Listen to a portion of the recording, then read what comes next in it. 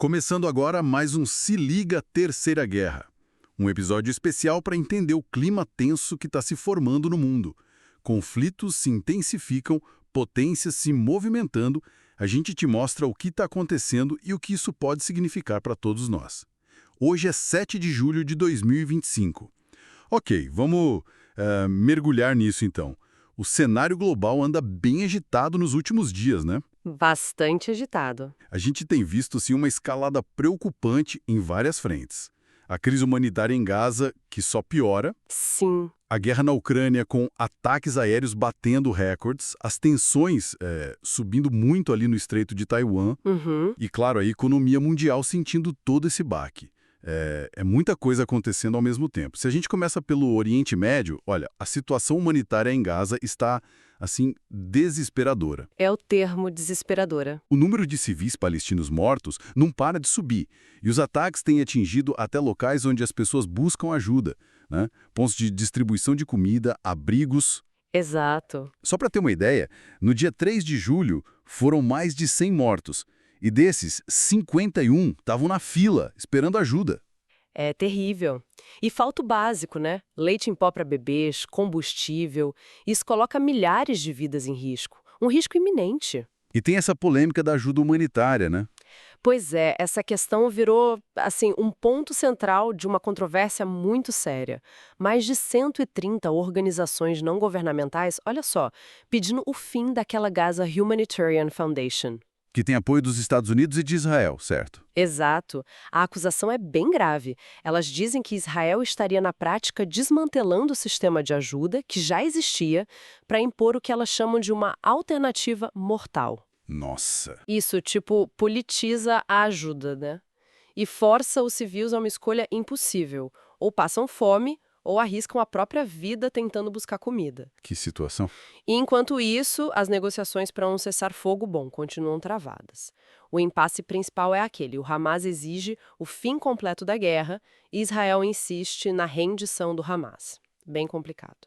E ainda no Oriente Médio, tem a questão do programa nuclear do Irão. Muita informação desencontrada sobre isso, né? Sim, bastante. Depois daqueles ataques recentes às instalações iranianas, a gente ouviu declarações bem fortes dos Estados Unidos e de Israel falando em obliteração, né, destruição total. É. Mas, por outro lado, tanto a Agência Internacional de Energia Atômica quanto o próprio Irã falam em danos sérios, sim, mas que seriam reparáveis em alguns meses. Fica essa névoa, né? Difícil saber a extensão real do impacto. Com certeza. E o que complica ainda mais é que o Irã decidiu suspender a cooperação com a Agência Internacional de Energia Atômica. Ah, isso é sério. Muito sério. Na prática, a comunidade internacional perdeu o que os técnicos chamam de continuidade do conhecimento sobre o programa. Fica muito mais difícil verificar se é para fins pacíficos, sabe? E isso aumenta demais o risco de erros de cálculo, de interpretações erradas que podem levar a uma escalada. Entendo. Parece que essa ambiguidade, essa falta de clareza, acaba sendo, de certa forma, uma estratégia dos dois lados. Mudando um pouco o foco, vamos para a Europa Oriental. A situação na Ucrânia também se agravou bastante. A Rússia intensificou muitos ataques aéreos. Muito mesmo. A gente teve um ataque gigantesco no dia 29 de junho, que foi considerado o maior desde o início da guerra. Foram quase 500 drones, 60 mísseis. Um volume impressionante. E logo depois, dia 4 de julho, veio outro ainda maior. Mais de 550 artefatos entre drones e mísseis. Cidades como Kiev foram muito atingidas, muitos civis feridos, danos grandes na infraestrutura. E essa escalada russa, é importante notar, ela não acontece no vácuo, né?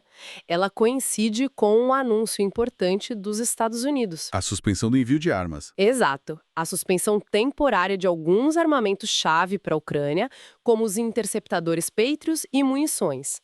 A justificativa americana é que os próprios estoques estão baixos. Só que, do lado russo, isso pode ser lido como um sinal, talvez, de que o apoio ocidental está diminuindo, ou que a estratégia deles de desgaste está funcionando. E essa percepção pode encorajar Moscou a achar que o tempo joga a favor deles. E, a prolongar ainda mais a guerra. Faz sentido. Agora, saindo da Europa e olhando ali para o Indo-Pacífico, a tensão também está nas alturas, né?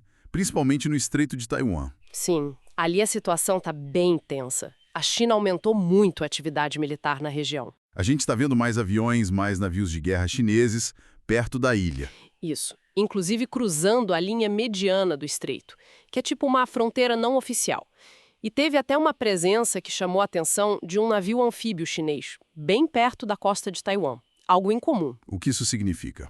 Olha, muitos analistas interpretam essas ações como ensaios para uma unificação forçada. É o que se chama de tática de zona cinzenta. Zona cinzenta? É.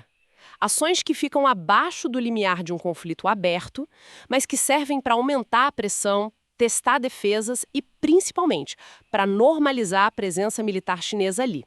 Isso diminui o tempo de reação de Taiwan se algo mais sério acontecer. Entendi. E como resposta, Taiwan já anunciou que vai dobrar a duração dos seus principais exercícios militares anuais, os Hankwang.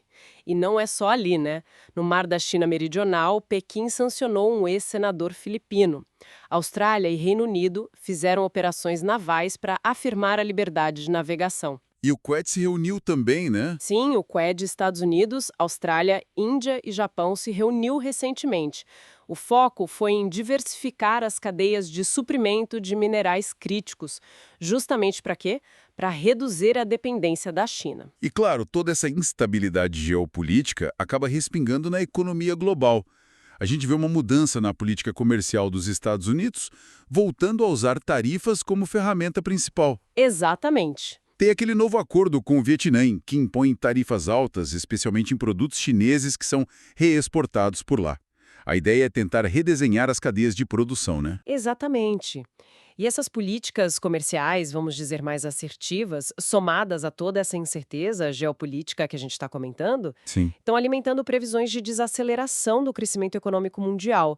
A Organização para a Cooperação e Desenvolvimento Econômico, por exemplo, já projeta uma queda no crescimento global para 2,9% em 2025 e 2026. Uma desaceleração considerável. É.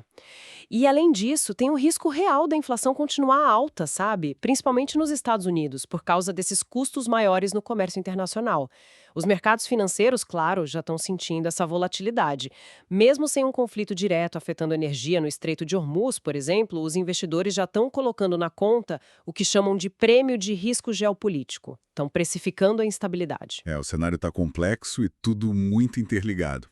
Bom, agradecemos a companhia nesta análise rápida, né, dos acontecimentos globais. E fica, talvez, uma reflexão para a gente. Com tantas crises sérias de segurança, humanitárias, econômicas, diplomáticas acontecendo ao mesmo tempo, em tantos lugares diferentes, até que ponto os sistemas globais e as próprias nações conseguem absorver e gerenciar toda essa pressão simultânea sem que aconteçam rupturas ainda maiores? Um ponto importante mesmo para se pensar.